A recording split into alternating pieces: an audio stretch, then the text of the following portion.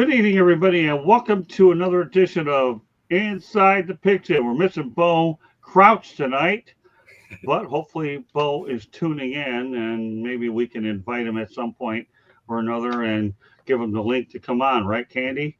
So, Yeah, with I can that do that. particular said, why don't you try to do that and see if we can send him the link to do it? Hello, Cyberuski, but meanwhile, this is a group that we have. Penton, welcome to the show on short notice. Thanks for having me. A little short notice, but thanks for having me. Well, he always comes on short notice, so no problem. Oh And yeah, Ben no Troop problem. comes on regular notice every Tuesday night. Glad to have him with us. Always good to be on with you, fine gentlemen. And the Rolls Royce herself, Miss Candy's always good to be on with you. Well, your Always. retention's unbelievable.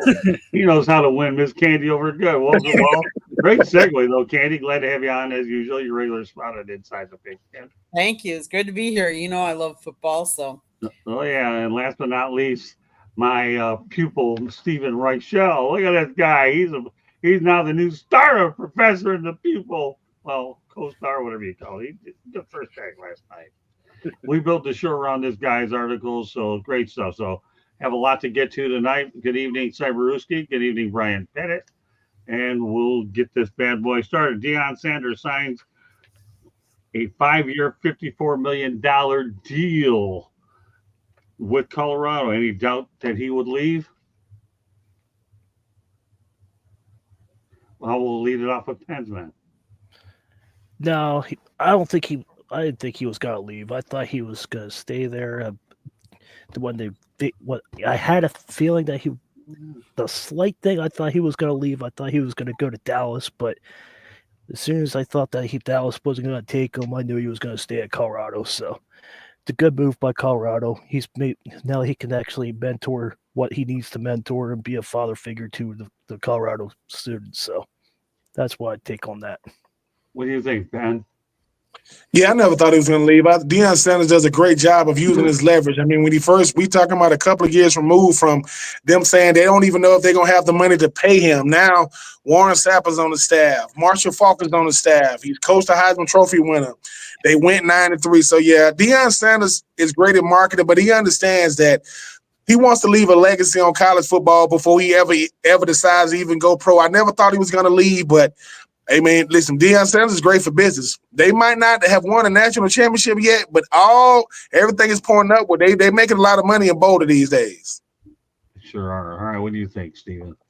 I mean, I obviously thought he was going to take a job. I think maybe like he's going to wait for another year or two to pass, but after seeing this, and then you just see, I don't know if anyone's seen the announcement today, they're retiring Travis and Shador's numbers in Colorado, which I think is a slap in the face to a handful of other alumni that have already been there. Cordell Stewart should have had his number retired. Eric Bieniemy, there's a handful of guys that probably should have gotten that before they did, but they're doing what they're doing to keep Deion in house right now. So not surprised that he signed. Let's see if he continues the winning culture there and actually brings them a national championship. What do you think, Candy? Colorado's football team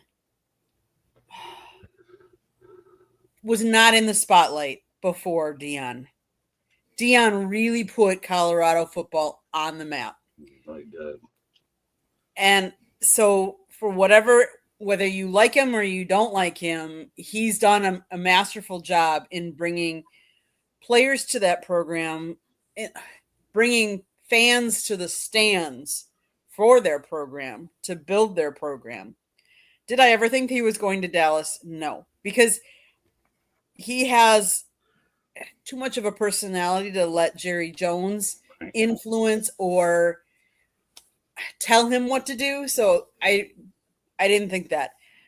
But kudos to Colorado for letting him bring prominence to their program. Do I think they should have retired those numbers? No. But that's my personal opinion, and that's not what we're talking about. We're talking about Deion Sanders right now. So, kudos to them for keeping going, and hopefully he'll be able to keep the momentum with his program and keep the money coming in as well. I think he was a ball in Boulder. I think he really truly enjoys it in Colorado. Lives in a pretty good house, doesn't have to pay an arm and a leg for it. But I thought if there was ever a college job he was going to get or want, it would have been Florida State, is what I thought. Because that's where what his alma mater is. But when Florida State didn't come along, you're going to an everything to gain, nothing to lose situation in house money with Colorado. After it was a job he did at Jackson State, I think it had a better fit than I really actually thought it would. It really was. So more power to Dion. I'm glad he's happy. It'll be interesting to see what he does without a Sanders at quarterback this year. But again, this guy knows how to recruit. He's a good businessman. If you can win at Jackson State and you can turn Colorado around, I say that's a good body of work to really, really do. Let's stay on to the college team, and we'll go to Stanford. GM Andrew Luck is fired. Head coach Troy Taylor following investigations into the mistreatment of female staffers. Luck hired Frank Reich as interim coach for 2025. All right, Ben, what do you think about this move? I think you see why having a former player at the GM position is going to benefit everybody involved, because this is a person that, while they have Stanford's best interest in mind, he's not a yes person. I mean, when it comes to a guy like Andrew Luck, he knows that everybody's going to see how are you going to treat these grown men making decisions when it comes to these. Listen, women should be protected at all costs on any college campus, and them Title IX presidents, they should be under pressure. So I'm very, very impressed with what Andrew Luck did, because people just thought he was going to be a face. Obviously, he has a very outgoing, easygoing, happy-go-lucky type, persona and mentality. But I think he's setting the precedent, saying, look, if we're not going to be winning at Stanford, we're definitely not going to be terrorizing these women on campus. So very, very impressed with what Andrew Luck did, because sometimes when you're a former player and you get to become a GM at a school that made you, famous, even though Stanford has made a lot of players famous, people want to know, hey, Andrew, are you just a slot filler? Right? Or you here to make moves?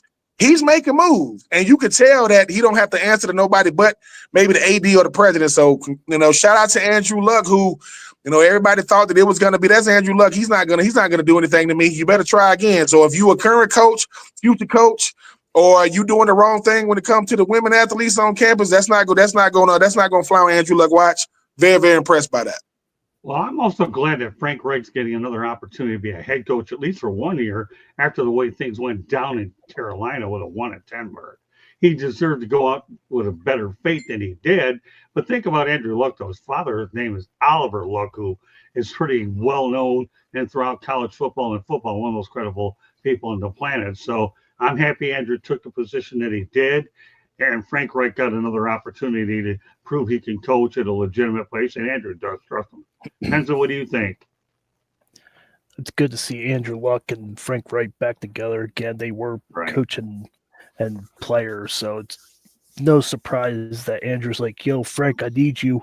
So if you have a good relationship with an elderly person like Frank, he'll be like, yeah, sure, I'll come help you out. But it's always good to have that bond with that. And as Ben said, it's always good to have women protection with that. So what Andrew did, it's really shows out what Andrew is capable of, because a lot of people don't know Andrew outside of throwing the pigskin. So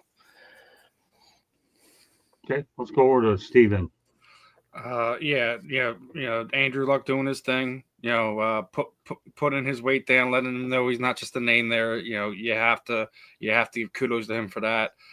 Frank Reich being there, not as Penske was already mentioning, being the fact that they were together there in Indianapolis as a coach and quarterback, not a surprise.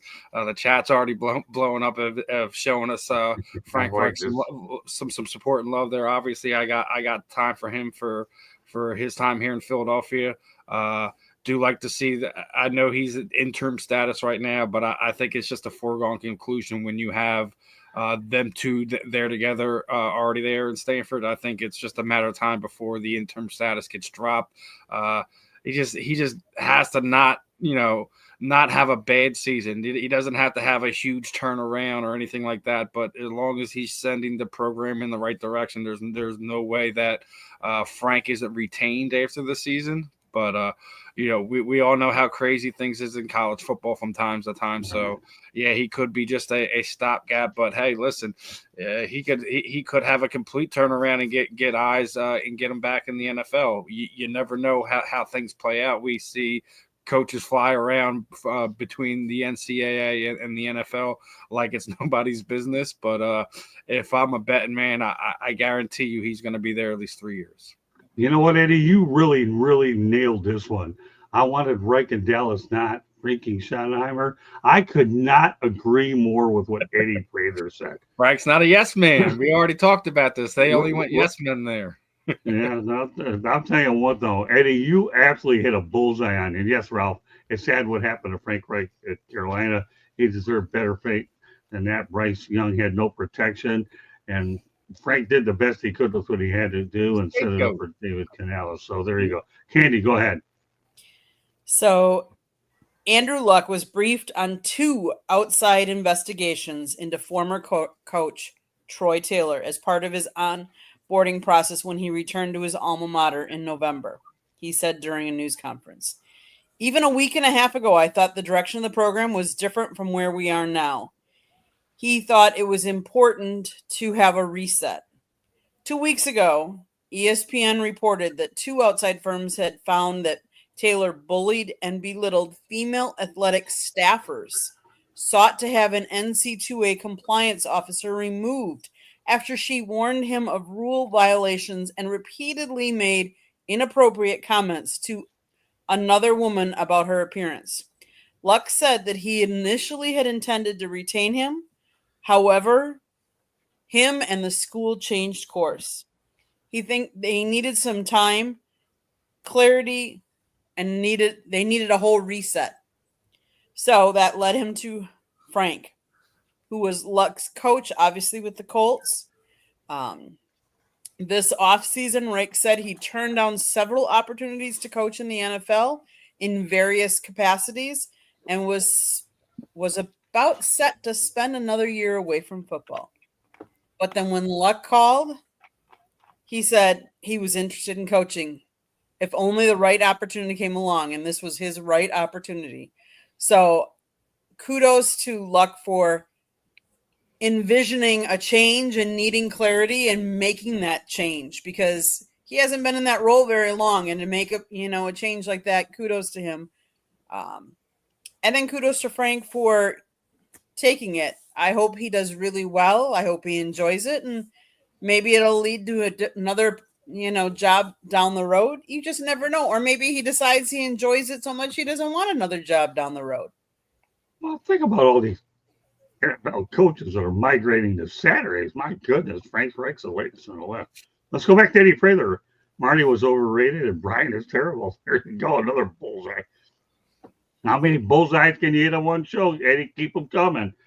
But I agree. I'm glad that Luck gave Frank Reich a better start. What David Tepper did to Frank Reich in Carolina was awful. It was, but he got paid good money to be treated that way. Not like he got underpaid to be for 11 games, albeit they didn't go. They didn't fare well on him. But he's out in Stanford, and who knows? Maybe we'll have an opportunity to see Frank Reich here at Candy. What the Miami Hurricanes time will tell. Let's continue. Well, one last thing I do want to add is that Frank Reich is not bringing over any of his other coaches. The rest of the coaching staff is staying the same. He's just going to be slated in. So I think that'll be interesting, because most of the time when you see a coach take over, he brings in his hires and stuff like that. And they're not making that kind of a change there at Stanford. I actually think that's good, though, because think about it. These guys know what they have there. Frank can go ahead and learn from them this year. And then, if he stays longer than a year, then you see if he makes modifications later. Ben, what do you think? I'll let you close off the topic since you obviously are a big college guy. I mean, I think it shows that Andrew Luck did a really, really good job, of making a huge impression on Frank White when they was, head coach, and player. And let's face it, if I'm a brand new GM like an Andrew Luck, I need somebody that knows me, and I need somebody I respect that can tell me, hey man, I know you the coach, but I need some pointers too. Frank White being obviously back in college and Andrew Luck being the GM of his alma mater, you want two people that respect each other. A lot of times when you talk about coaches, the reason why they stay coaches, you see the same coaches kind of like going on coaching carousel. This GM position is new in college athletics.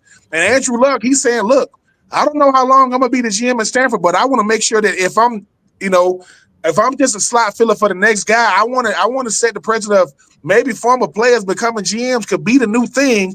Andrew Luck knows, hey man, I'm starting a new trend. I want to be a trend setter. I don't want to be the reason why we don't get opportunities anymore because we too close to the program. Well, if you're going to go that far, I'll just add a thing, and nobody has to comment on it.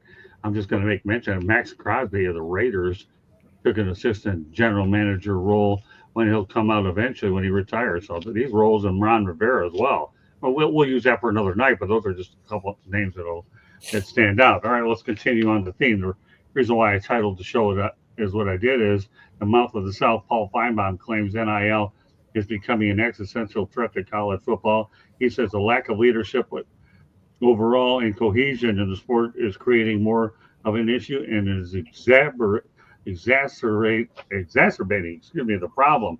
All right, we'll stay with you, Ben. What do you think about Paul? Do you think he's onto something? I do not, and this is why I do not. Every time we talking about NIL, we always talking about the exception. We are not talking about the rules. So you're telling me the NCAA knew that a hurricane known as NIL was coming and they did absolutely nothing. They didn't do anything. So now they want Congress to step in. So since we've had NIL, we've had one holdout. One. In the history of NIL, I know it's very, very young, but here's what I will say.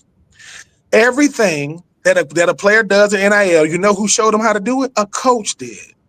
Everything these players are doing, they learn from coaches. You have NIL, it's not name and image likeness, it's name and image leverage. You use your leverage, right, to have some level of longevity. Now, do I got to agree with what Nico did? No, but Nico saw what Carson Beck got. Nico said, Carson Beck said he wanted more money, so he went to Miami. I want more money. Why would he want more money? I negotiated almost $9 million before I ever took a snap. Do you think a kid from California even know what the state of Tennessee is? No. But I just think that transfer portal is supposed to kill college athletics. Now, NIL is supposed to kill it. Well, here's the thing, right?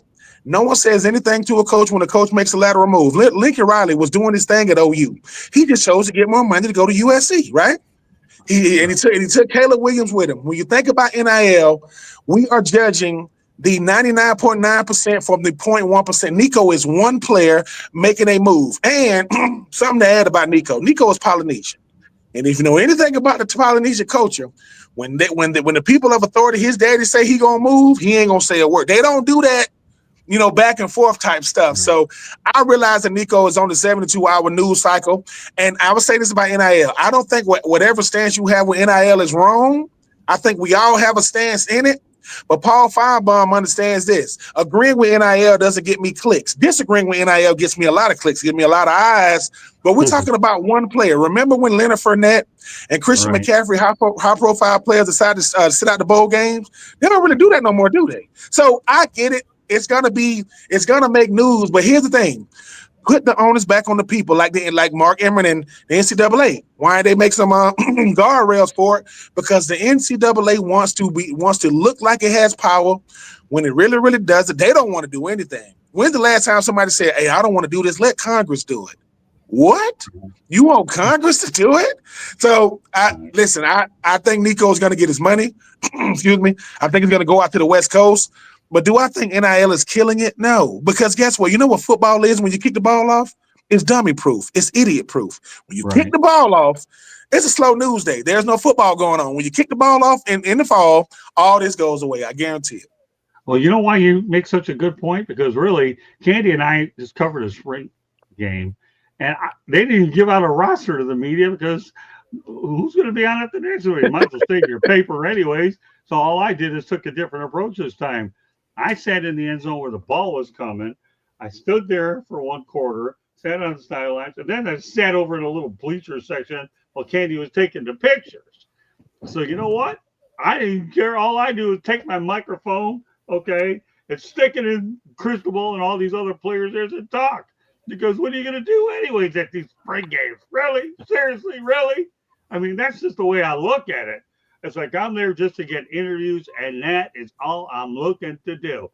Candy does her jobs with the video. She does a good job taking the pictures, and I just go ahead and stay hydrated to get ready for the rest of the stuff. That's what you have to do.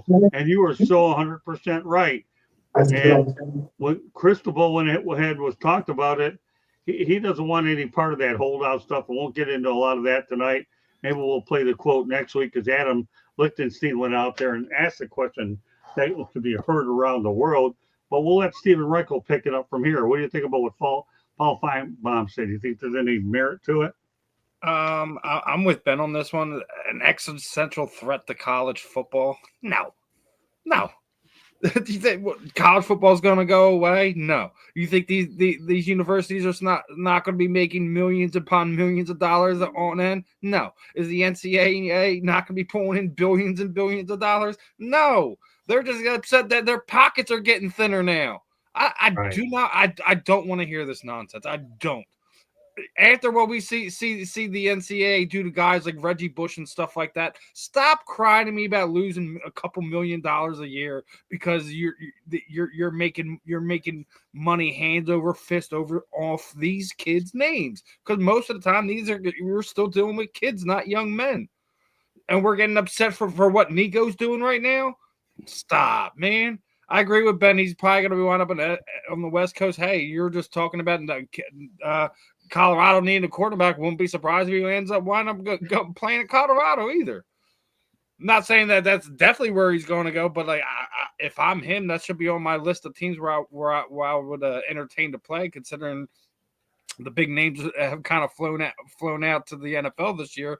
But listen, them sitting there saying they want Congress to handle it, that's probably the thing I would have. I peak my ears up for, because you don't want the government involved in this. You don't. You don't.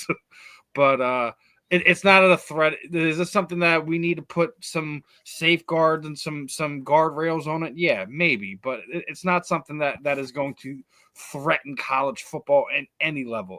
Listen, let these kids get their money. Y'all been making money off of their names for far too long. Stop crying to me about losing a couple million, couple $100 million now because you can't be making strictly your money off of their likenesses. So it's not a threat. We're gonna see some more stuff, more kids pulling some of this stuff until they do put some safeguards into it. But it's not a threat. What do you think, Pensman? I know you're a man of few words. It's not a threat. When Steven and I'm not sure about Ben because I don't know his age, but when Steven and I were younger, they were worried. They survived through that era. They didn't worry about money. College football is expanding. They have a 12-team playoff. When Steven and I were younger, they were just there with one team, one loss, and then you're out of the playoffs. Now you can have like 3 losses and still make the playoffs. It's still expanding, so they're not going to lose money. It's not a threat, and you do not want to have Congress take care of this because they can't even handle some of the situations that's going on right now. So you don't want the government involved in this, so you keep them out of college football. So, well, I'll only say this, Candy. Why don't you put Eddie's 2 comments up? The NCAA higher up should have had rules in place, like a cap and how many times someone can transfer. I have to say, I do agree how many times you can transfer. Maybe a cap, but to say you can only transfer X amount of time. Listen, you don't know if you transfer somebody, you thought you were going to have X coach come in, and then he winds up taking a deal elsewhere or going to an NFL. You cannot sit there and say that's how many times somebody can transfer. You don't know. You never know. Maybe the kid was dating somebody and she passed away, and he just cannot be in that camp. You can't change things the way how life goes sometimes. A cap, maybe that's something. Like I said, you need to put safeguards and guardrails on this thing. Right. But and then his other comments even more ridiculous. But go ahead. If the players can ask for more money, then schools should ask for money back if players have. Now I'm not so sure about that one. Not in college, but you know what, Candy? Go ahead, take it from here. Okay, first of all, NIL is completely separate from the transfer portal. We should not be talking about them together because they don't go hand in hand. They are 2 totally separate topics. NIL means college students can get money on their name and image. If they went into the working world, they would get paid. If they went into the army or the government, they'd get paid. So why are we saying that they shouldn't get paid? And now they're not getting, let's also be clear, they don't get paid from the school. They get paid from boosters, from advertisers, from other places. It's how they want their name out there. Why should we be worried about, is that going to be a threat to college football? No, that's not threatening the game. The transfer portal, maybe, but that's a total different topic. Maybe coaches, maybe everybody else, and they're the threat, but not NIL. NIL is allowing students that are of age to get paid for something that they're doing. And I'm sorry, Eddie, your comment about should they give money back if they had a bad year? Do the NFL players give their money back if they had a bad year? Do coaches give it back? Do coaches get that money back? Absolutely. Exactly. Do you give money back if you had a bad day at work? Like, I'm sorry, my tax accountant made a mistake. Does he give me money back? No, come on. Like, I mean, where do you draw the line? I'm sorry. But, I love it when she's like this. She's on fire, right? Hey, listen, that's why Ben really loves this girl, man. I do. No, hold on. Listen. Check this out. I'm gonna give you guys a scenario. If a player on a college team had played on, like, just say they had a Thursday night game, right? And then come Friday, right, they just quit the team. People will go crazy, right? They'll go, wait a minute, you just had a good game and they just quit the team. Do you remember when Coach Paterno was the head coach of the Falcons? And he coached on Monday night, and he was the Arkansas head coach the next day. The very next day, he was the Arkansas head coach. No one said, could you imagine? I'm the head coach for the Falcons. I just coached a Monday night game. I didn't do no post-game press conference. I didn't address the team. And the next day, whatever they say in Arkansas. And Arkansas thought this was a good idea. You know what everybody said? Well, he got to do what's best for him. Why is it everybody want to put all these sanctions on these players? I don't. It's like the average college football player. We don't know who they are, male or female. We know the hop. Everybody knows Travis Hunter and Ashton Genty and Abdul Carter. Who's the backup tight end for Penn State? I don't know. NIL is supposed to work for everybody involved, meaning I expect the quarterbacks to get the most money. I just want something. And for those of us that have been to college, something means a lot in college. I mean, a whole lot. I remember when I was in college, $20 was a luxury. You know how much stuff you can get for $20 in Walmart? If you ain't, that's a lot of stuff. So when people get to saying, hey, man, these kids want millions. No, they don't. They want something. And if you want FCS to be involved with NIL, put them on NCAA 2026. It's either college football or not. Put them on there. But no, giving money back, the fact that head coaches get exit clauses, they get paid to leave. That is the greatest contract ever. I can stink it up and still get paid. Yes, they got to pay you even if you stink up the joint. Well, miss me with that crazy stuff. You want to go there, you want to talk about Willie Taggart. How many places has he been paid for being bad? Let's go any crazier for a moment. Okay, I'm going to say this. You're going to talk about Nico, who was very average, shouldn't be getting a raise. Tennessee defense carried the offense last year. Nico looked about. Why do you think Josh Heupel had no problem letting him go? Eddie, what you just did is you made a case for Josh Heupel is really what you did. Plus, you did a good job getting Candy emotional. My goodness. The only time I've ever seen her get like this is when the Packers are playing the Bucks and the Brewers. But, boy, you did something, Eddie, that most people couldn't do. And you got Candy going, man. You did unbelievable. This girl doesn't get like this. We saw a real fire with Candy today. But here's the thing. Paul Feinbaum made a living getting on Jim Harbaugh's nerves. Well, you can't do it no more because he's with the Chargers. Now, I'm going to add a hypothetical. Nobody has to answer this. I just want you to listen. You think about Nevin Shapiro and all the things he did with the Miami Hurricanes. That was nothing compared to what's going on now. And yet it took Butch Davis to try to get that situation all squared away. And Miami Hurricanes were behind the 8 ball for a while. I'm just saying, We may make a topic out of this later. I wasn't messing with Cristobal on that. I was able to get guardian caps out of him. Even Steven will tell you that wasn't an easy thing to do. And I talked to him about training camp. We may put his comments on when Adam Lichtenstein hopefully comes on. We'll have a lot more from the spring football game later. But Eddie, I really have to admit, though, you're coming up with some really good stuff, and you're definitely sparking some really neat debate as far as no one should be allowed more than 6 years in college. You know what? I'm kind of agree with him on that. The normal is 4 or 5. Any more than 6, I think, is a little bit out of control. But Eddie, I got to give you credit, my friend. You're bringing up some very legitimate points that not only on this show, but they've certainly been mentioned before. So I have no problem with what you've done here. You got this crew going, and we can talk about this all night, but we're gonna talk about something. Scott, depends on the situation why you have to be a six-year college, the 6-year senior. It depends on the situation of your. Well, I know there's injuries involved too, Penn, and I get that stuff. Yeah, but I'm just saying. But if you want to be a sweat hog and go back to Welcome Back Cotter, they used to stay in high school forever. Does anybody remember Welcome Back Cotter? I mean, seriously, really?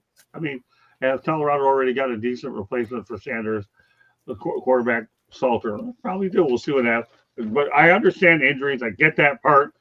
But 7, 8 years in college, that kind of to me is like a career student. But it's a good segue to what I'm going to tell you right now, though. If you're going to go anywhere, you might as well go to the United Football League. I think we had a field day kicking around the Canadian Football League last week. So we're not going to kick around the United Football League. All I'm going to say is that ESPN announced their USL cruise for 2025. Joe Tessitore, who couldn't do anything on Monday Night Football, gets to try to make the UFL interesting. Jordan Rogers, Tom Luganbill, Cole Kublik, and more to call games this season. What are your thoughts about this potential crew here, Pensman? You think they're going to keep it interesting? I would think so. Like the UFL's got to grow. I mean, they're trying to do it, see what they could do. I like the direction that they're heading. It's just they got to get more tweaks in there. I like the rules. Yeah, but I'm talking about the announcers. Really? Yeah, I know. Really? I know. About these guys? That's what I'm saying. You got to tweak things up, so maybe the announcers will be awesome. Yeah, but all right, never mind. I'm going to make everybody's life easier. Just tell me you don't know anything about these announcers, and I will say it's okay. No, all right, fine. I defer. All right, well, good. That's a good way to do it. I mean, even Joe Tessitore. Did you ever know that once upon a time he was on Monday Night Football and they ran him out? Yeah. Okay, good. Stop while you're at. Okay, Ben, take over. You need to save this guy.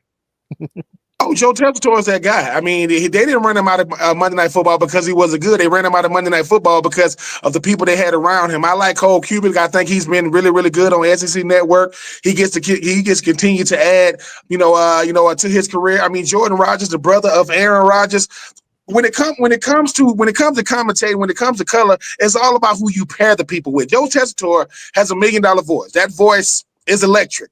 Cole Kubik, I mean, he's probably going to be a sideline reporter. I mean, I think he does a good job. Jordan Rogers, we'll see. But give the UFL a lot of credit, man. They're trying to put big names that's credible to get people to watch.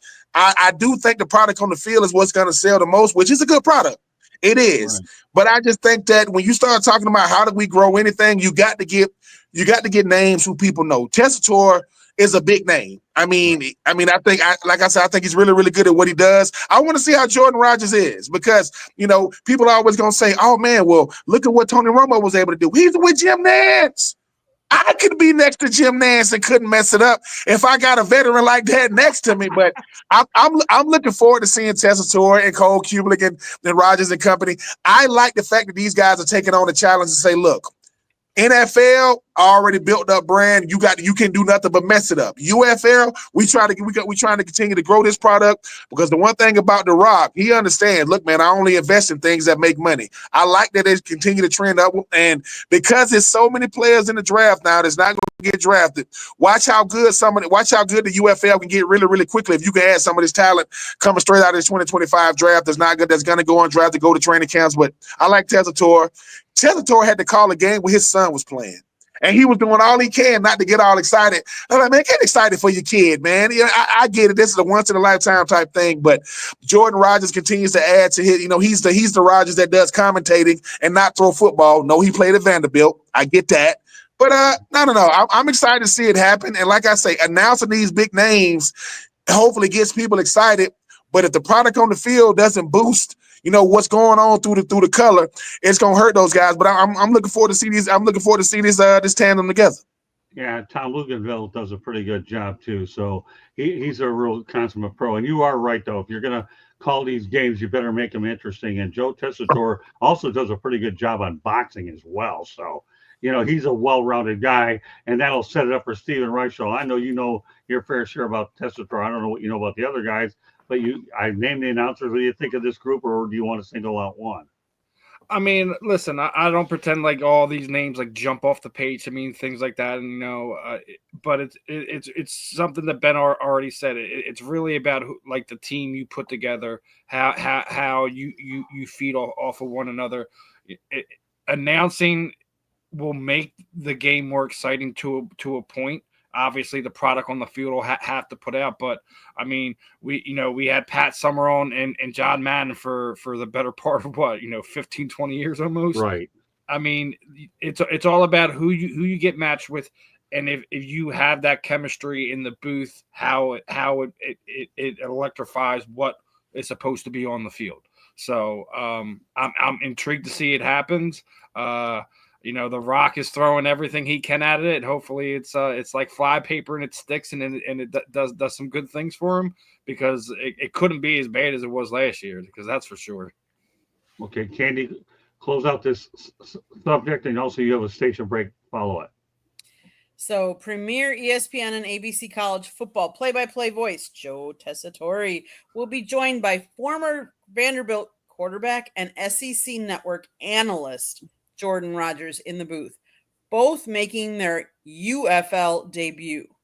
College Football Insider and 2001 XFL championship winning quarterback coach Tom Luganville and NFL veteran and college football analyst Sam Acho will return as sideline analysts. Both are spring football experts who contributed to ESPN's 2024 UFL and 2023 XFL coverage.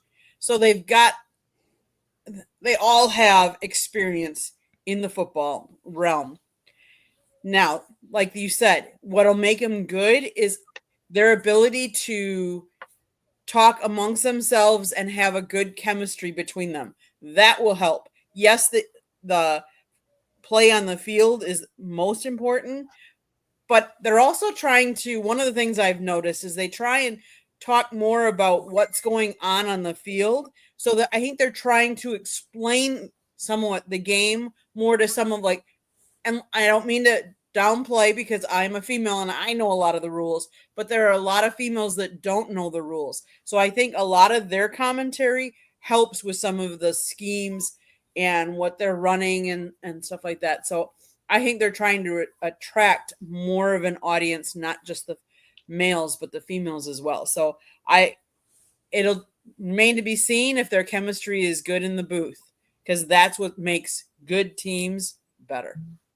Okay, Candy, station break time, please. Okay, South Florida Tribune Publishing Company published a book, Lessons from the Microphone, Tuning into the Enduring Wisdom of Visionary Leaders. It is written by our host, Scott, the Motor City Madmouth Morganroth. Talks about his 40 plus years in the industry and how it has changed and evolved. There's a picture of him with a young Muhammad Ali. Go get your copy today. Available on Amazon, Barnes & Noble, Kindle, Google, and Apple Books.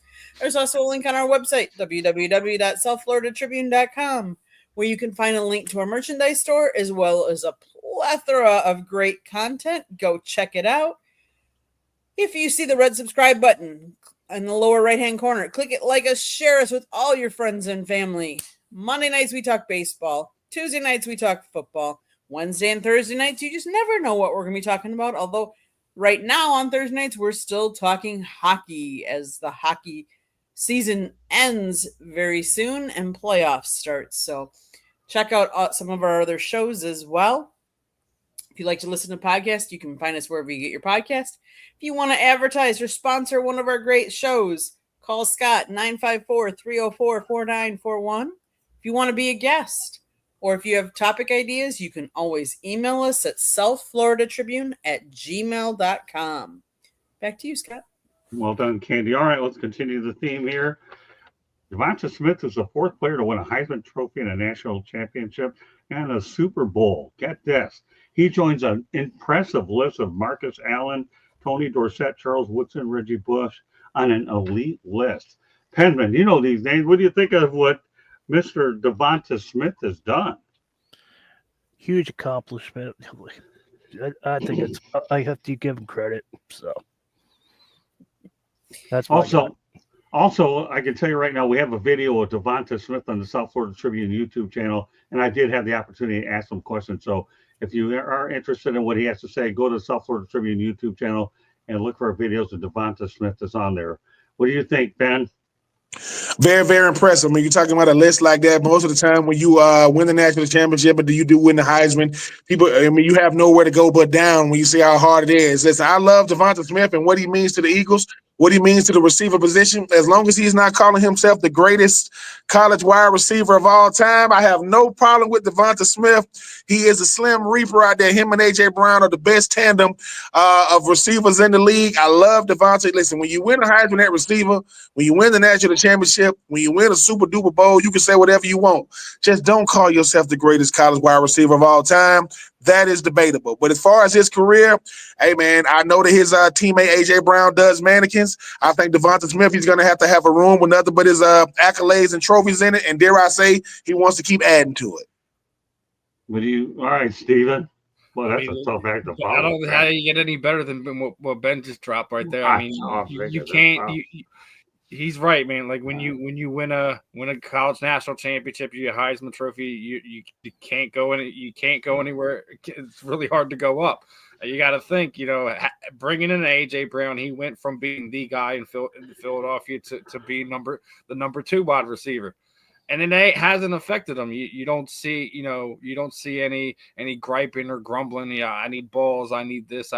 Listen, he just goes out there and plays. Yeah, as much as we're talking his accolades, he doesn't go out there and pump himself up. Only when he gets put on a podcast, he goes and says knucklehead things like he's the best receiver in college football history. But I mean, absolutely, I'm a little biased here. Love that he's here. Love that he's he's our number 2 guy here as far as receiving options in Philadelphia. But, Heisman, national championship and 2 trips to the Super Bowl, winning one of them.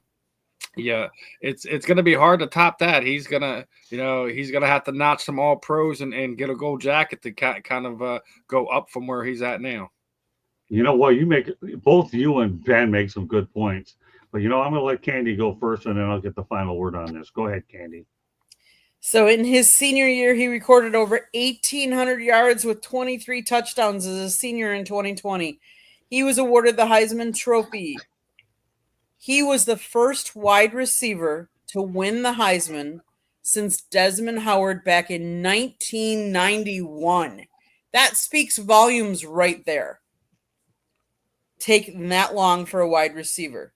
He was selected 10th overall in the 2021 draft to the Eagles. In his 4th season with the Eagles, he won the Super Bowl, becoming one of these elite players that has won Heisman, National College title, and Heisman Trophy. Very few do that. One of the other videos you're going to have besides his up, Scott, and you probably don't want me to be mentioning this, but will be Jimmy Johnson, because he's one of the only ones that's played, coached, and won Super Bowls, national champions as a player, coach, and so it's an elite class when you do things that very few have done. I'm going to go Eddie Prather. The best thing about Smith is he doesn't come across as a diva like some of the top wide receivers in the NFL. You really are on target with that. So all I'm going to say about this, what Devonta Smith did is he accomplished a lot at a young age. How many of these guys take an entire career to do it, and he's done it in his 20s? Can you only imagine what he's going to accomplish next? You think about a Heisman Trophy, a national championship, and a Super Bowl in his 20s. Oh, my goodness. Really? Seriously? Really? Ben, Devonta Smith will go down in history in college football of having the greatest catch. That catch he had in the national championship from Tua to beat Georgia, that was the greatest mic drop you ever gonna see. Because when he called the game over, national championship, and that was true freshman to true freshman from Tua to Devonta Smith. I mean, like I say, man, to be as great as he is and to not be a diva, that shows you how great the culture is in Philly. And that shows you how much he respect Jalen Hurts and A.J. Brown. Hey, man, the guy went to Alabama. You know he could play ball. So, he won the Heisman. I mean, every Heisman in Alabama history was not coached by Bear Bryant. They was all coached by Nick Saban. That would be Devonta Smith, Bryce Young, Derrick Henry, and Mark Ingram. So, hey, man. I got, once again, that's why my Falcons ain't going to be good because we got to deal with guys like Devonta Smith, who's only getting better with them birds up there in Philly. And the thing is, when I had an opportunity to talk, a pretty even-keeled kid, too. It's like, he does his talking in the field. If you're looking for a good interview, you get what you can get out of them. Just keep asking questions, and maybe you get something out of them. But you know what? I don't take offense to people that don't talk as much because they're just soft-spoken. So you just do the best you can as long as it's polite. All you can ask for when you're interviewing, Steve, this is something you're going to know as time goes on as we develop the Monday show. As long as they're polite to you, you can't ask a whole lot more than that. If they're not candid, well, that just happens. And Devonta Smith's a good kid, and I can only hope he does well. But when you talk about Derrick Henry, Saban treats his guys like they got to get ready for the NFL. Dealing with the media is what he does. And not only do you get trained to play football, but dealing with the media, because he's dealt with it on a lot of different levels. And that's the one thing. I've never met him, but I could just see through body language and his mannerisms, that's what he does. All right, so now let's move on to the NFL draft. The NFL draft was expected to reduce its draft invitees list to 8 to 10 players, but now we have an update, and there will be 17. But guess what? Shedeur Sanders won't be one of them. So let me go over the list of the players that will be in Green Bay. You've got Tyler Booker, John Campbell, Will Campbell, Abdul Carter, Jackson Dart, Matthew Golden, Mason Graham, Travis Hunter, Ashton Jeanty, Will Johnson, Tet Iroa McMillan. I hope I didn't do too bad on that one. Jalen Milroe, that one's easy. Josh Simmons gets easier. Malaki Starks, Shamir Stewart, Cam Ward, well, I know him all too well, and Michael Williams. Great group, but what are your thoughts? We're not going to comment on all these particular players, but Penson, they went from 8 to 10, but now all of a sudden you have 17. We knew Shedeur was going to stay with his dad. What are your thoughts on the fact that they anteed up a little bit to put more players in Green Bay? I think it's good. I think it's a good addition. That way more people can go to it. So, okay. What about you, Ben? Yeah, the guys want their moment. I mean, a guy like Travis Hunter definitely wants his moment. I mean, Cam Ward is projected to be the number 1 overall pick. You grew up. Listen, if you grew up, a fan of NFL football, the NFL draft is the greatest draft there is because it's the only draft you actually know the players getting drafted. You don't even know who getting drafted in the NBA.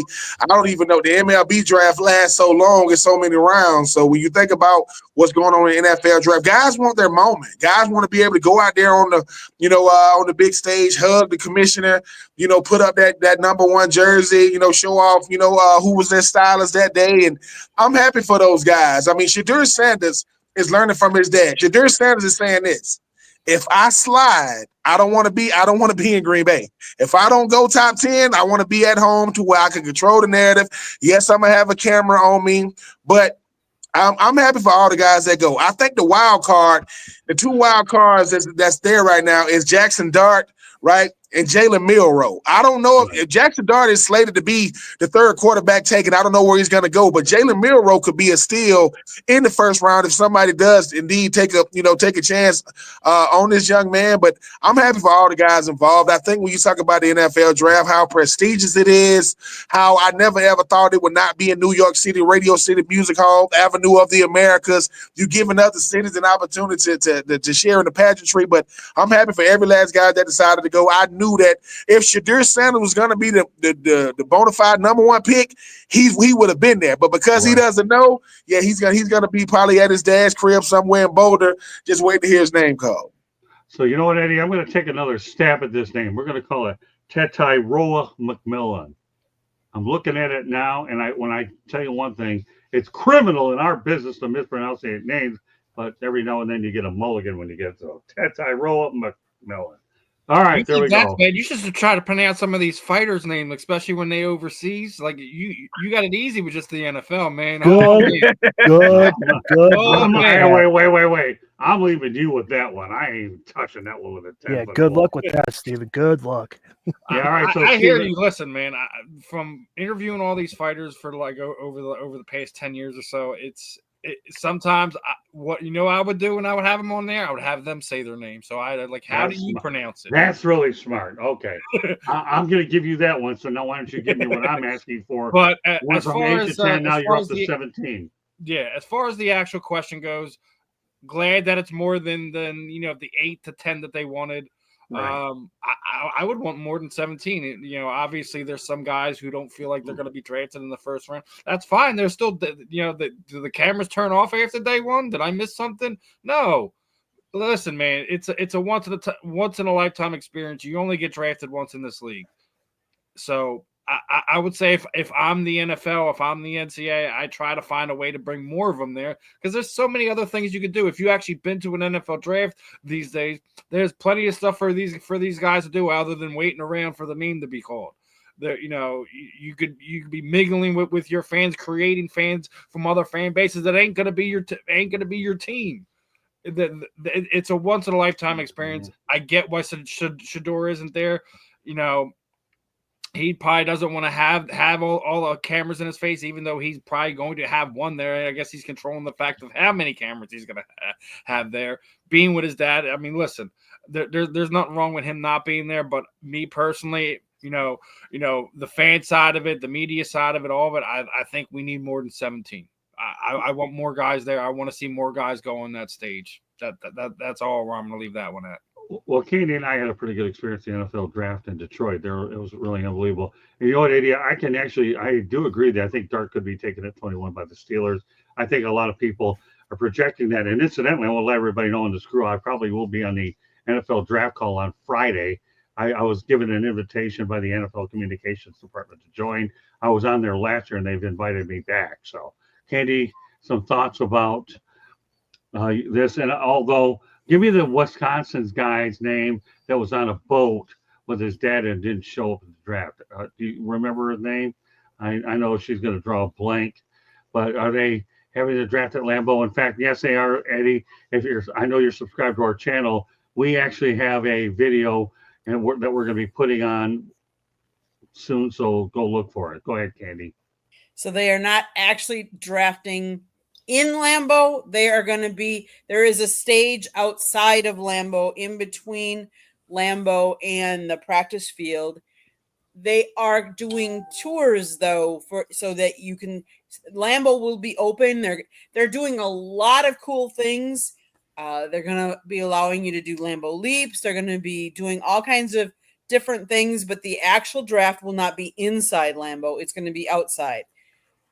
Why, as a player, if you think you're going to be drafted, whether it be round 1 or round 2, even round 3, why wouldn't you want to be at the place that the trophy that you're going to be playing for is named after? Right. I mean, this is the first time the NFL draft is in the state of Wisconsin, much less in Green Bay around Lambeau Field. I think one of the coolest things that the NFL did is move this draft around to cities that will, let's face it, they'll never get the Super Bowl. Even though the trophy is named after Vince Lombardi, they'll never get the Super Bowl because they don't have enough. A lot of things, logistic wise, it will never be in Green Bay. But why wouldn't such an iconic place, such an iconic field, why wouldn't you want to go to that draft if you're going to be drafted? Like you guys have both said, this is your one time. You're going to only be drafted once. one of the things I will say to any young person, if you can do and have an experience that's a once in a lifetime experience, go do it. Don't hold back, because you don't get days back. You don't get your draft back. Don't live with regrets. Go enjoy the moment. Enjoy the other guys. How many other draft people can you talk to? And you can sit there and you can talk with them. Yes, I understand Schroeder is not going to be there. And I'm guessing it's for what you think. The fact that if he starts falling, he's not going to want to show his face. I get that. But for everybody else, it's a dream. You've dreamt of the day that you could play in the NFL. You're going to be drafted into the NFL. Now, if there's extenuating circumstances, I understand. And Scott, I cannot remember. It was a Wisconsin player that was out fishing when he got drafted. I think his name was Joe something, wasn't it? Oh, Joe. He played. Anyways, yes, he was an offensive lineman. Oh, you got. I mean, hold on. Was it Joe Thomas? That's it. That went to Cleveland. Get it right here. Wait, somebody had to get it right here, and it wasn't Candy that got it right. It was Ben. Thank because it was Cleveland. Did you Google it? Did you Google it? No. I didn't Google it when you. I just remember that Joe Thomas was on like a boat when he got. He's such a good player. I just remember he was on a boat with his dad, and it was like, you got drafted by Cleveland. He was like, really? And he just cast his reel. All right, just threw his reel back out. Like, all right, cool. Thank you very much for allowing me, Ben, to live another day. Candy, what the hell's the matter with you? Joe Thomas, really? Seriously, really? And I'll say one thing. Ben just has a great memory at the moment. Don't get me. Oh yeah. Don't quote me right now. I'll hear about it later, anyways. I don't even care, but I'll call him Joe Namath in a second. Like Joe Namath? No, that was Joe Thomas. Wait, Joe Thomas. Thank God. Unbelievable. But I will say one thing. I did ask Cam Ward about it over at the Miami Pro Day, and he was really looking forward to doing it. I'll tell you, he gave me a nice smile. Yeah, it's kind of neat to be drafted up in Green Bay of all places. Even though the Packers will never get him. About people dropping, why are you mad if you drop and you're going to a better team? You're going to be going to a better team, a better situation. Regardless if we're talking Shedeur Sanders or whatever. That's why I say it doesn't make sense to me for someone using that as a reason why okay, I'm dropping. That means I have a better opportunity to play with a better team. I don't see that necessarily as a bad thing. Sometimes, I mean, like, granted, like, you have situations where you've fallen into the second round. This is, like I said, it's not like it's not televised and no one's going to see you go on the stage. Maybe you don't have a jersey with your name and a number on it, but that's probably the only downfall. That's it. Okay. Well, there you go. All right, Candy. Well, you know who it is, Joe Thomas, right? There you go. Yes, I do. Yeah, a guy like Ben got it right. That's okay. It doesn't matter, Candy. I'm glad we got it, and we don't have to leave this show without Joe Thomas sighting. Nevertheless, we move on. And this Hold on, Scott. Can I say one thing? Yeah, you got something to say? Do it. I'm waiting for you to come around. At 9 a.m. this morning, I was watching ESPN. They said that Shedeur Sanders had a private workout with the New York Giants. So I don't know if he's going to be drafted. I don't know what's going to happen, but he met with all this team. So just watch out for he might get drafted. They already have his health. For his health concerns, I hope he doesn't wind up going to the Giants. I know, but they already have two veterans. So I don't know what the Giants are thinking, but I just want to share that breaking news. They have no offensive line, none. No, I know they don't have anything. They got Malik Neighbors. They ain't nothing wrong with that. That's it. And the second or third the best defensive tackle in the league. You don't think Dexter Lawrence the second is but you have Russell Wilson and you have all those. I don't know. So we'll see what happens. What the Giants are doing. All right. Well, nevertheless, it's still interesting. I'm just glad at least you have 17 there that can enjoy the backdrop of Green Bay. If you've ever been to Lambeau Field in Titletown, it's certainly unbelievable. So let's move on. We got 3 more topics. I knew this was going to be a very loaded show. Nevertheless, Eagles defensive coordinator Vic Fangio wants Brandon Graham to come back next year. We've been watching cut-ups of our season, and just said the other day, maybe we have to get Ben Graham into coming out of retirement because when he gets on tape, he still looks good. We'll go to our resident Philadelphia guy, Steven, I and we don't can want him go to do from it. there. How do you not have a better ending than that? He was drafted here by Andy Reid. He played 15, 16 years here in Philadelphia.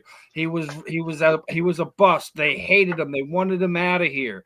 And then he turns around and has one of the biggest strip sacks in NFL history, ripping the dynasty down that was Tom Brady at the time, because at the time no one thought that the Patriots could even be beaten. Right. And then, Vic is absolutely right that that's one of the things why Brandon pushed so hard to get back after he tore his tricep. It's because how well he was playing those last few years. It wasn't like he was nobody there. He was being held a lot. People would go back and watch the tape. Brandon Graham was being held a lot. And he also had advantage of playing next to Fletcher Cox basically his whole career.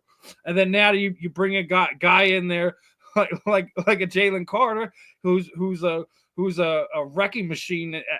Can literally play anywhere on the line if you really wanted him to. But you can't listen. He already said, I think in an interview this week that's hyping everyone up even more about this, that he's 90% retired. That means a 10% chance that he comes back, and everyone here in Philadelphia is freaking out. I'm like, why? It's still 10%. That's out of 100. That's not a big percentage. He tore his bicep again in the Super Bowl. He's not going to be ready.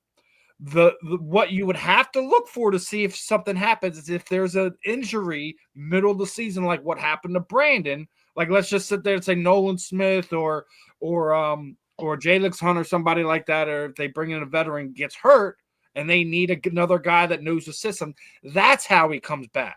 Other than that, I don't think he comes back. I think we're going to start. He is going to be involved with the team in some way, shape, or form a lot more than Kelsey has been over the last year. Granted, Kelsey's been in the building and things like that after his retirement, but Brandon is so much of a leader and so much of a guy that has to be around the game. I do think if he's not a player, he's going to be there as a coach in some type of capacity this season. But as far as him coming back out of retirement, you got to think that we're going to be halfway through summer before he's actually able to fully heal that bicep that he tore twice last year, not once, twice. It's the same arm, same bicep. He tore it almost immediately. Didn't even know till the Super Bowl was over. So you're going to have some issues with that going on. Listen, he still has that spark. He still has that fire. There's no better way to go out than the way he just did. Yeah, he was playing great, but don't taint what you've already done. There's no better way to go out. None. Okay. Candy, some thoughts? We're waiting for Ben, hopefully, to come back on. Must be having some technical problems. I agree. I mean, he's spent his entire 15-year career with the Eagles. Why if you are getting injured and you got injured twice this year, why would you want to risk getting injured again and maybe an injury that isn't one that doesn't heal as quickly? It might be a lasting injury for life. You've made how much money, you've done really well, and you went out at the top of your game. Like, you can't go out any.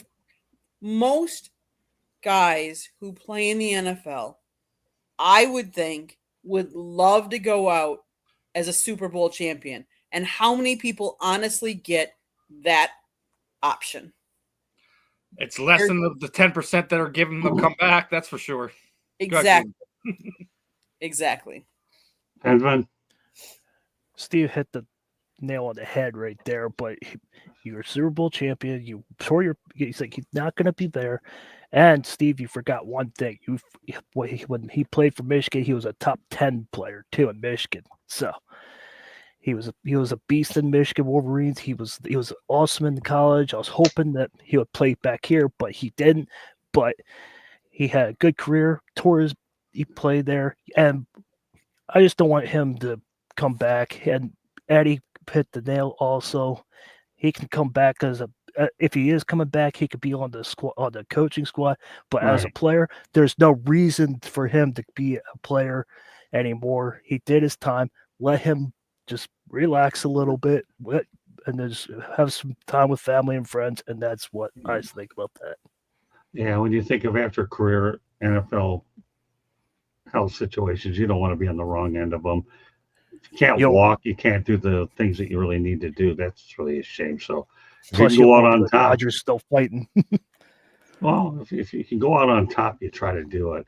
I Right. remember when John Elway went out on top at the first Super Bowl I saw, that man went out on top because it doesn't get any better than that. A couple more things I want to get to before we close it out. This one's one that I think that actually Fenton could talk about. Deshaun Elliott on Aaron Rodgers joining Pittsburgh, leave his you know what at the retirement home. Keep in mind that Rodgers makes $1 million for an appearance fee with Pat McAfee, and he finished with a 6-12 record, his overall record over with the Jets. So what do you think about Mr. Deshaun Elliott on Rodgers saying, just stay in the retirement home. We don't need you. I mean, this drama, let's not cut ourselves, has gone on way too long. Anyway, all right, Benjamin, I'll let you lead off on this. This whole Aaron Rodgers thing is getting out of hand. Even Steelers locker room, this whole staff is getting frustrated. The only person that's not getting frustrated is Mike Tomlin. Mike Tomlin can sit on his hands and be like, okay, take your time. But don't you understand that we lost Joe Flacco? Just saying, Pittsburgh Steelers, you should just relax before I say something. We could have had Flacco. We could have had Sam Darnold. We could have had this. We could have had all these players. Instead, Tomlin's over there sitting on his hands trying to figure out what to do. Just retire. You're 41 years old. You can't make up your mind. You sat in the dark room way too long. Enough's enough. Okay, Steven, you're laughing all the way there with all your Oh, memorabilia behind I you. mean, how do you not like the saga that is Aaron Rodgers? We all thought that the Brett Favre nonsense was crazy 10 years ago, right? Right. And I think his replacement, Aaron Rodgers, is doing it even better. I Yeah, mean, but two weeks is good. I'm still confident that he's going to complete the Favre 4. I honestly believe that he's going to wind up in Minnesota, regardless. You know, for as far as Steelers fans go, I still think that's where Shedeur Sanders winds up. That's just my opinion. I could be dead wrong. I don't think that with all the stuff's going on that they're going to buy in to 1 year with Aaron Rodgers. I don't think they're going to do it. I don't. Not now. I mean, my thought of Aaron Rodgers, Ben said it great on when we were talking about it on our show, was his memory of Aaron Rodgers in as a Jet was him getting injured and him basically exiting himself out and just being a high goofball. Listen, he's at the point, he's at the end. You're gonna get out what you're gonna get out from him. He's not a guy that's gonna mentor another kid or anything like that. So I mean, what are you really gonna get out of Aaron Rodgers? Unless you're one of these teams where you get through training camp and your guy goes down and you need someone to fill the gap for that season, is the only reason I see someone bring him in. Otherwise, retire, ride off into the sunset, go to your ayahuasca parties, go hop on the Pat McAfee show and goof around with him. Like, ride off into the sunset. Like, he may not have the storybook ending like we were just talking about with Brandon Graham, but I mean, the guys are going to be getting a golden jacket at some point in time just because of his numbers, the Super Bowls, and things of that nature. So, let it go, Aaron. Let it go. I know it's also about the money too. You always want to make sure you have a nice nest egg before you ride off into the sunset. I think he's made enough money in his career. So the real question is where he winds up. And again, if you go another route, because as Eddie's just mentioning Carr, he could wind up being with the Saints. Yeah, I know. I've heard that story recently. We'll talk about that as that get closer to playing out. But as a Rodgers turns is what we call that soap opera, but nobody knows it better than Candy, though. She knows about the Aaron Rodgers drama more than anything. The only thing I will make a prediction on this show about Aaron Rodgers is he will not get the job at Jeopardy. No, thank you very much. It wasn't good enough for that. I didn't think No way. Candy was going to mention it anyway. So go ahead, Candy. If anybody knows about Rodgers, it's you. Yep. Oh, where do we begin? Aaron Who Rodgers. knows? You might be long enough to get Ben back on the show with his internet problems. Well, Aaron Rodgers and his drama. Yeah. But my question to you is, what does Aaron Rodgers really want to do? Like, what else is he going to do? He's only really known playing football. So it would make sense that he would come back. Now, does it make sense that he has not been able to negotiate the contract? I don't know what he's asking for. I understand he's how old, and he's only going to have so much left in the tank. But he really hasn't played a lot the last 2 years. He played some this past year, but the year before that, we know he didn't. So there's been times he hasn't played as much. 3 snaps. Does he have it? Does he have another?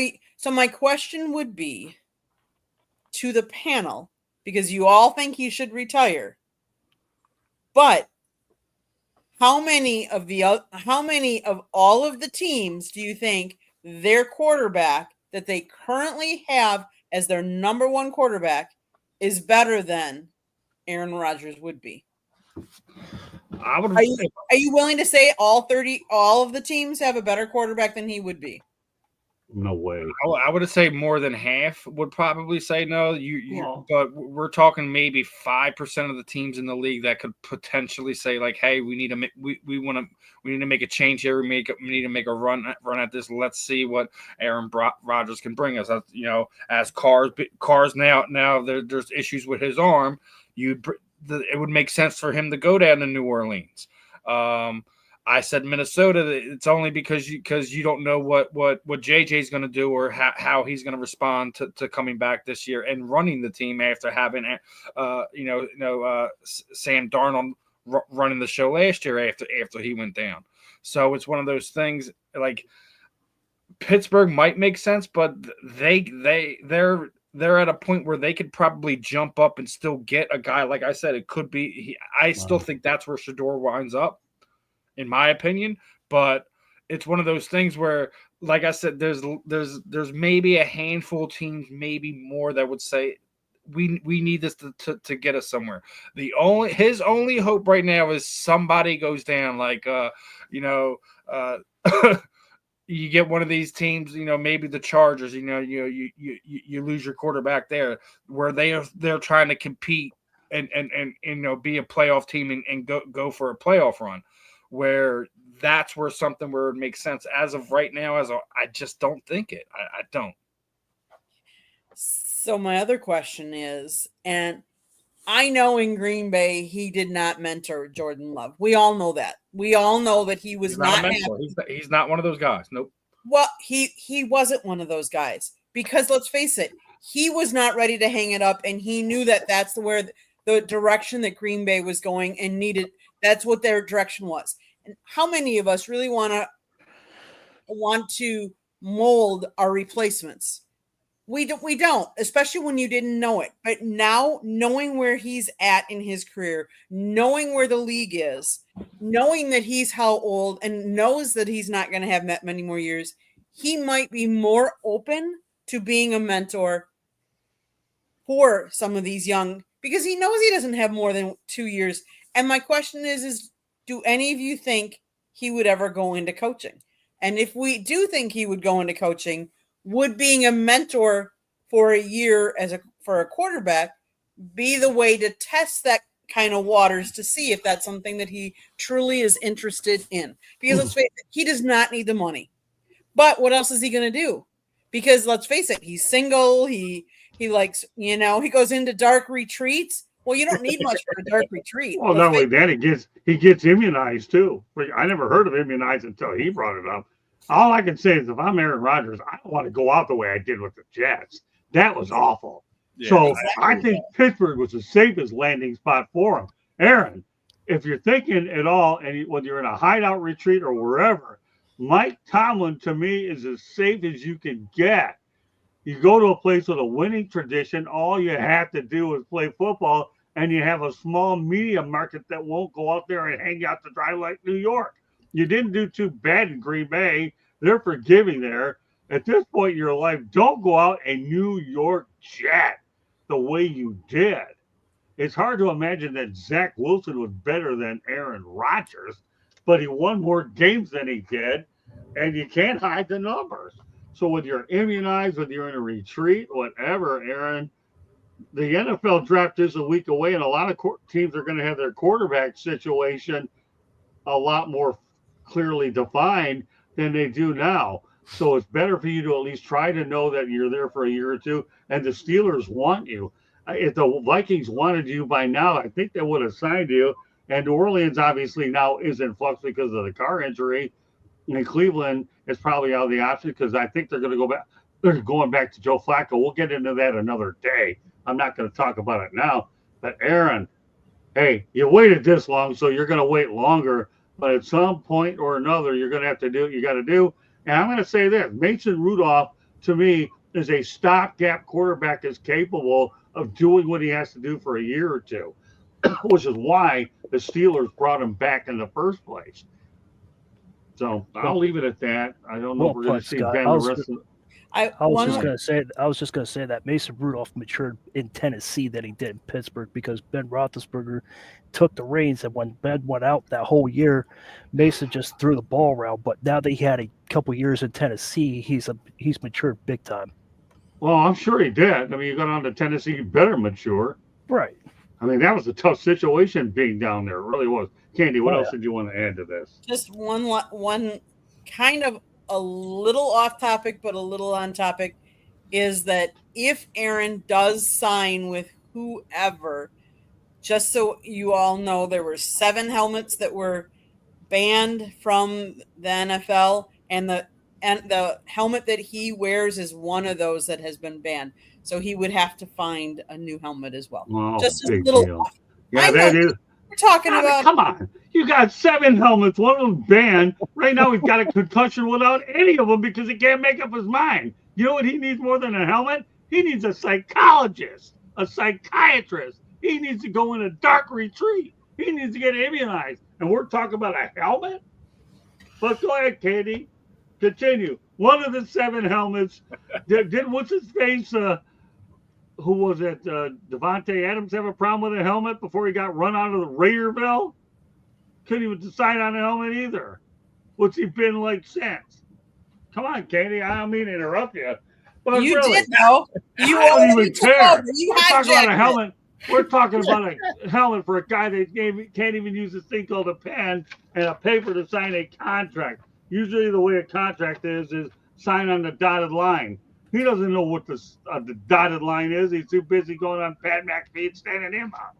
It's not that he doesn't know the dotted line, Scott. He's trying to get probably the most bang for his buck, knowing that, and the best situation, knowing that he only has 1 or 2 years. He is the one thing you have to give him is he's very intelligent. We might not think what he's doing is right and that he's a drama king, but he is a very intelligent person. So if he's trying to hold out thinking he's going to get more money, he better be careful because he's going to get burnt if he doesn't.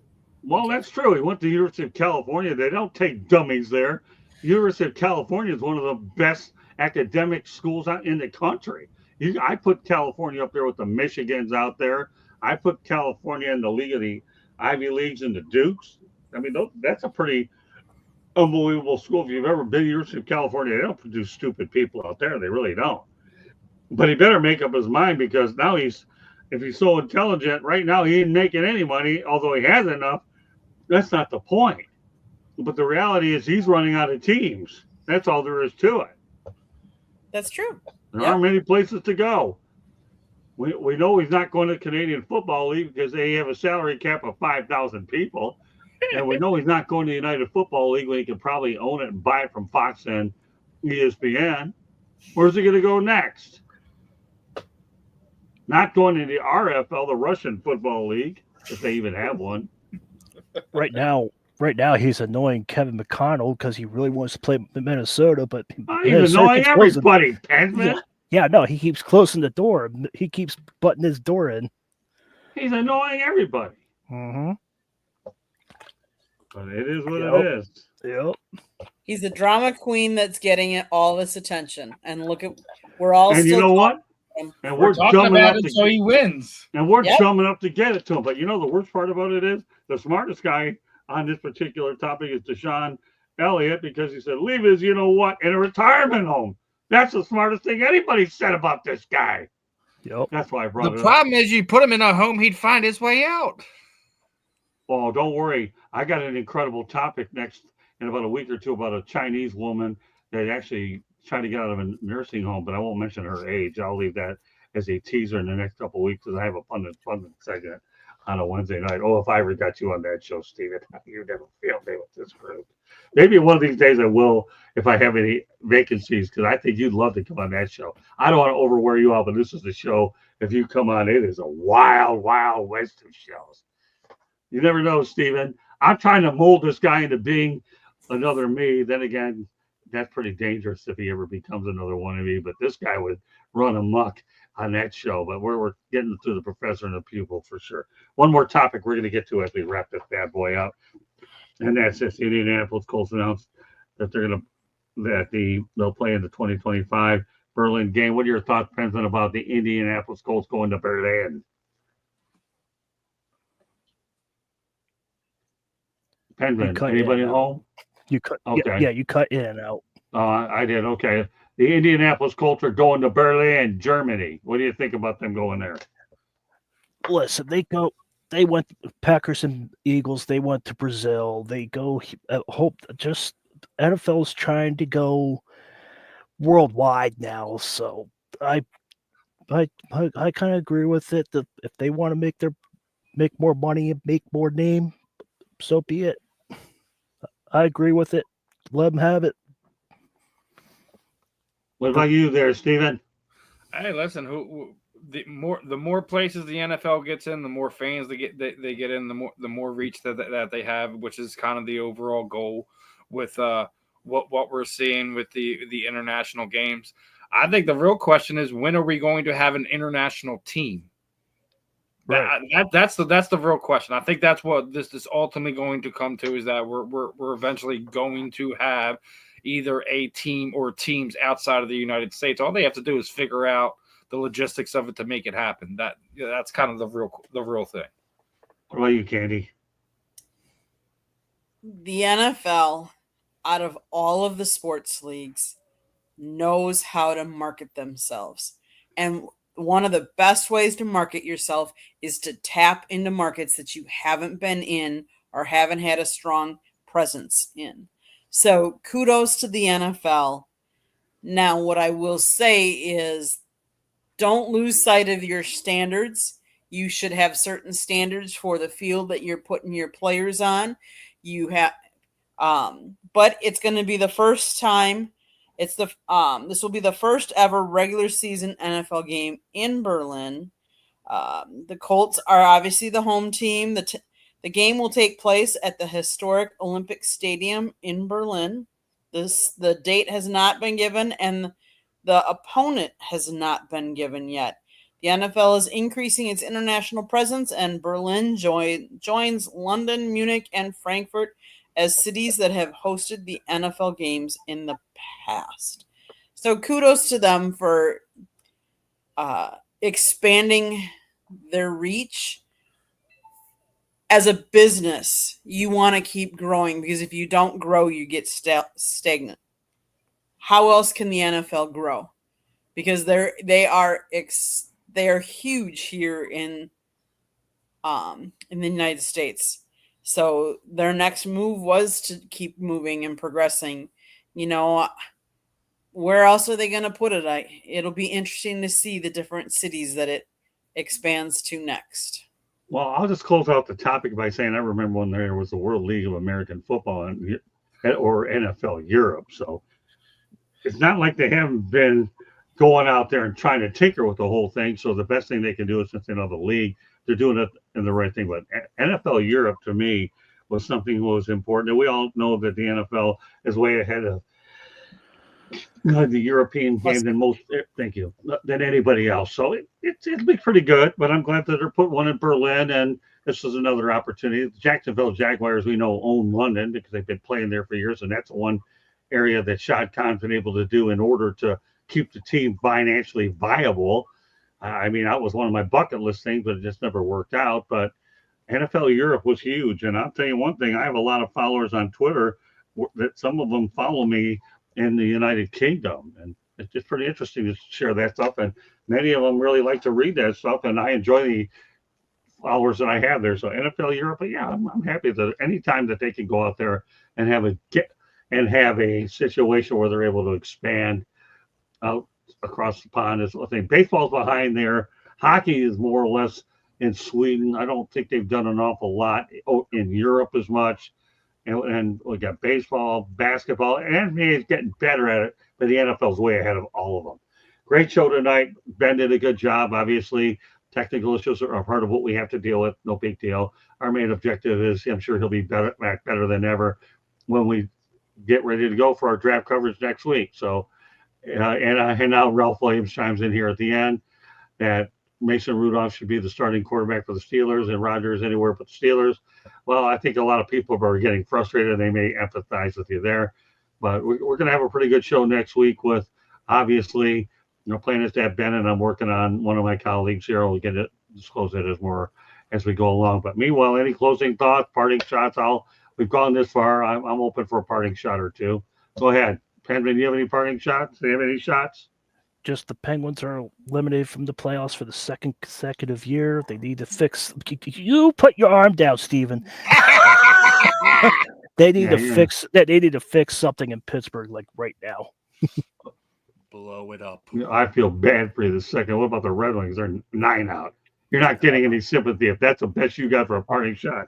You'll have to work on your game, and you'll have 24 hours to figure it out by tomorrow night. Okay, go ahead, Steven.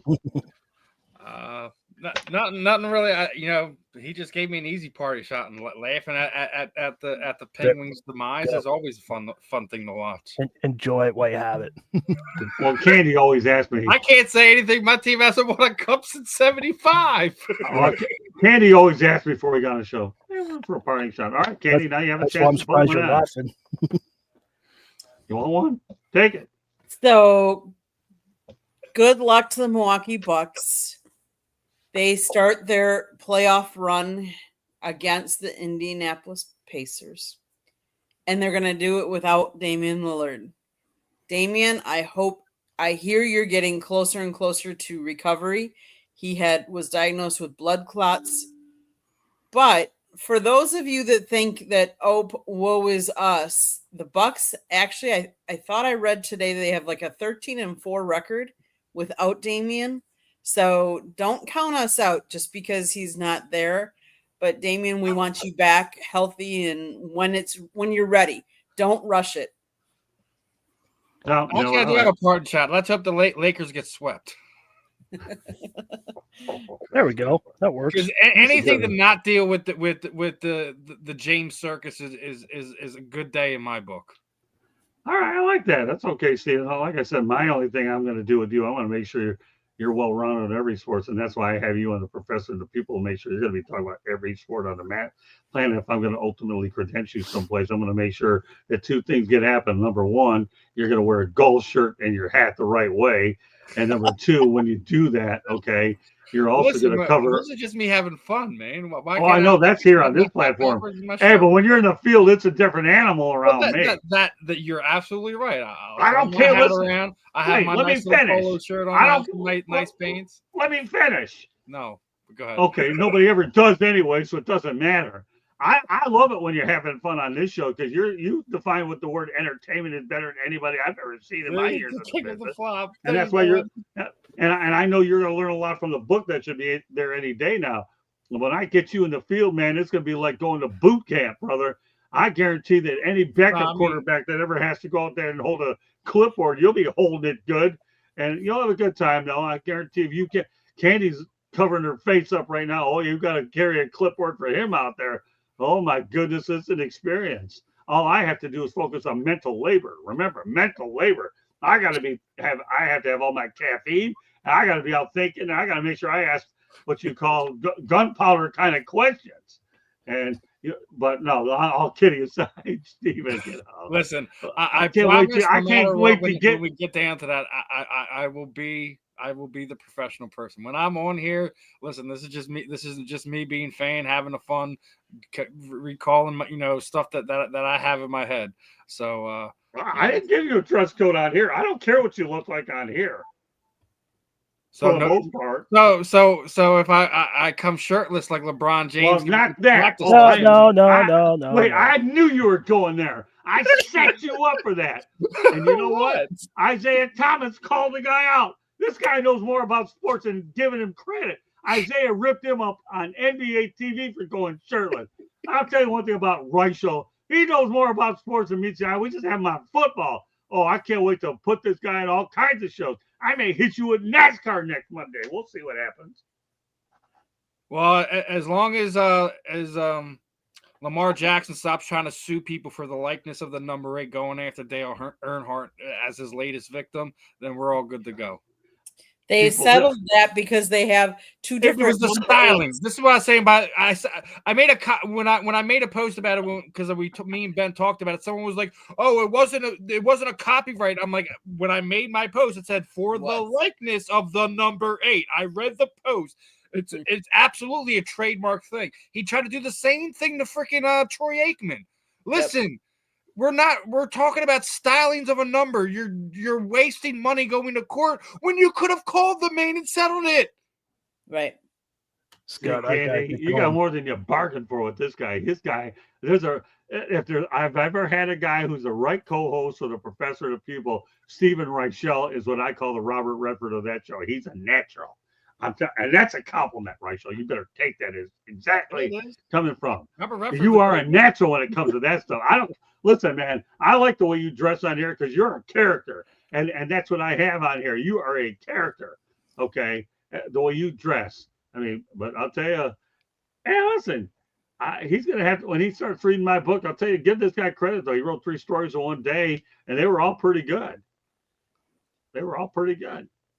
I tried.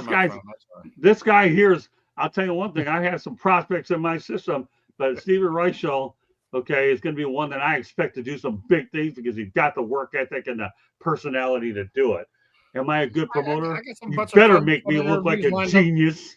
I got a bunch of interviews lined up over the next week or so I should be having some fun. I got the Minnesota Vikings alumni president Ben Williams is going to be joining us tomorrow.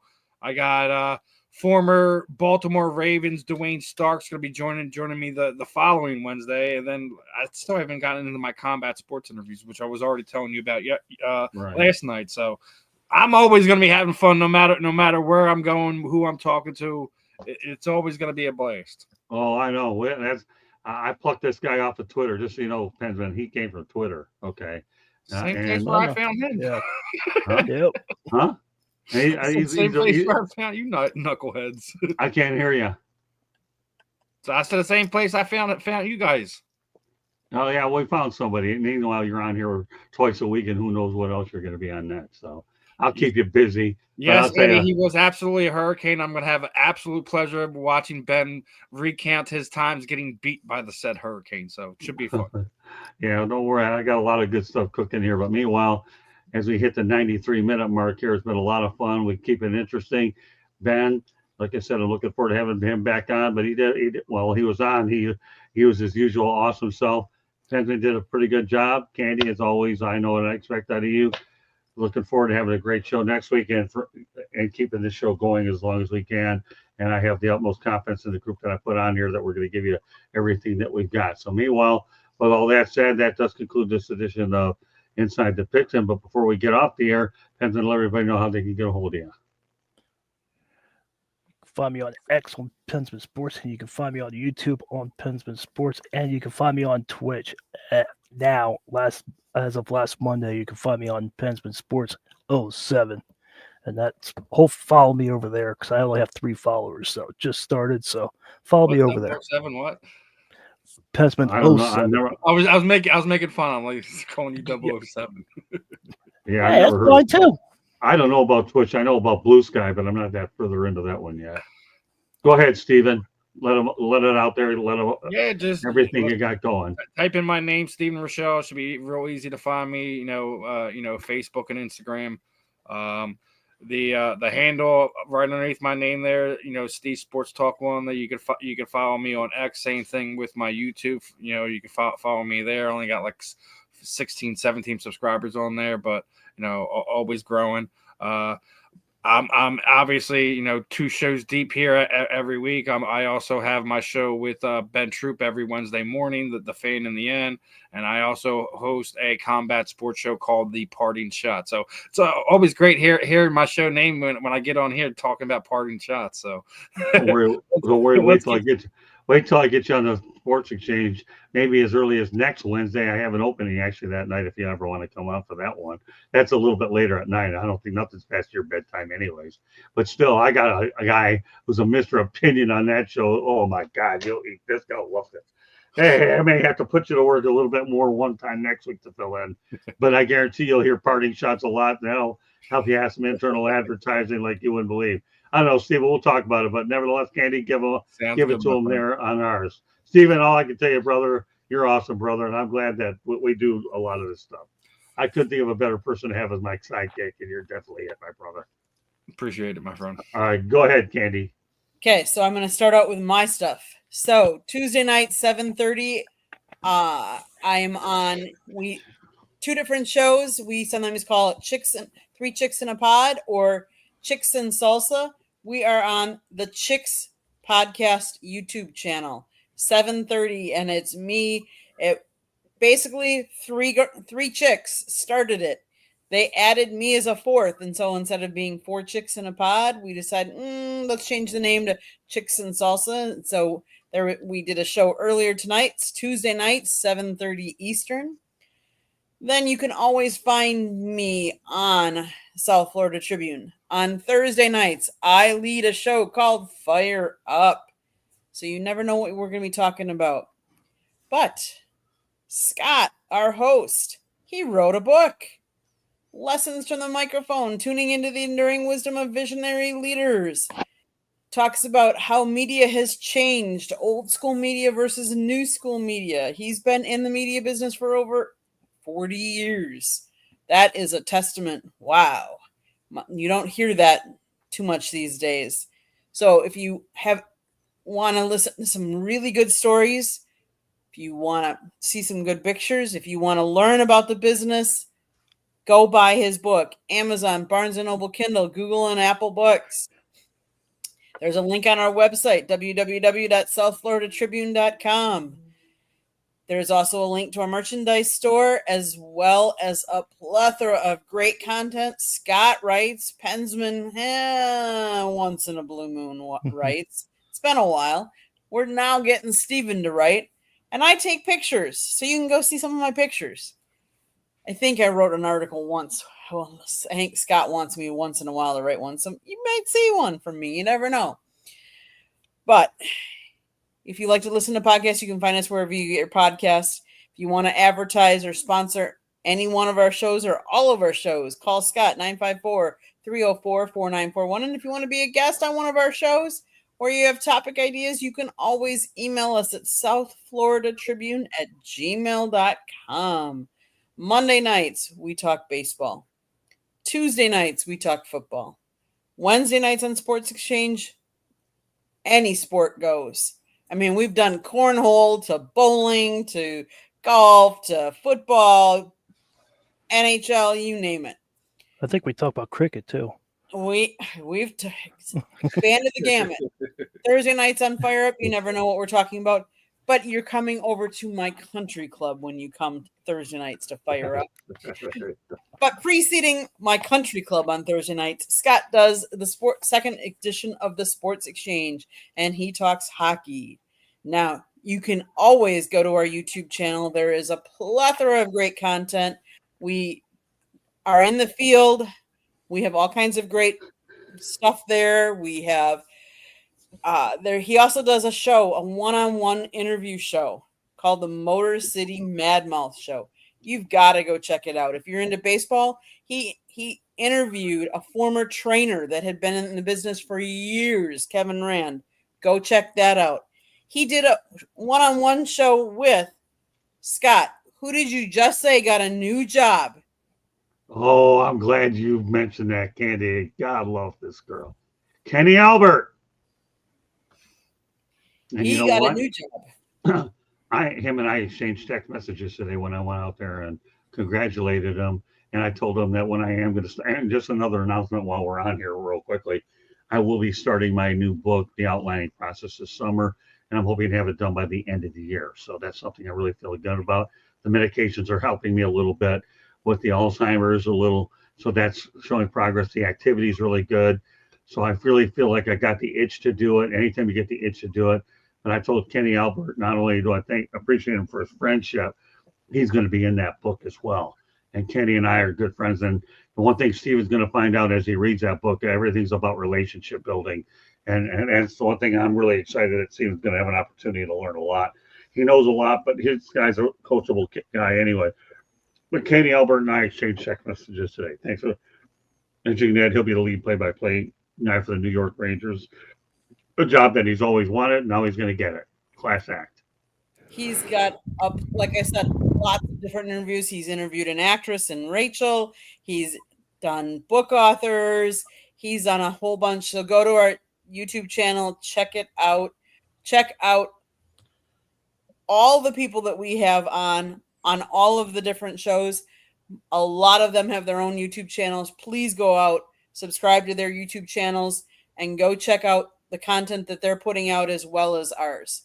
We appreciate all that they do for us. So we want to thank them and have all of you subscribe to their channels too. I do want to say a thank you to everybody that was in the chat room tonight as well. Okay, Can't say Scott. any more than that. With that said, we appreciate everybody for being on the Sports Exchange. Ben Troop, love the guy. I think he's great. Anytime he comes on, it's a blessing. And I think Stephen Reichel for bringing him on this show. Ben's is great. You and Stephen have helped us remake the Inside the Pigskin to be what it is. It's a very entertaining show, but I'm not done adding more pieces to this show. My goal is to make every single show as good as I can, and I'm going to keep finding people. And since I got you and Ben off the Twitter, and I found Pensman, who always fills in on a short notice, and Candy is just a pro. What can I say? So great stuff, as well as everybody across the network. So on behalf of Ben Troop, Candy Ebling, Pensman Sports, Stephen Reichel, and all the people that watched tonight, if you haven't subscribed yet, please do so. Those that you're subscribed, we're forever grateful.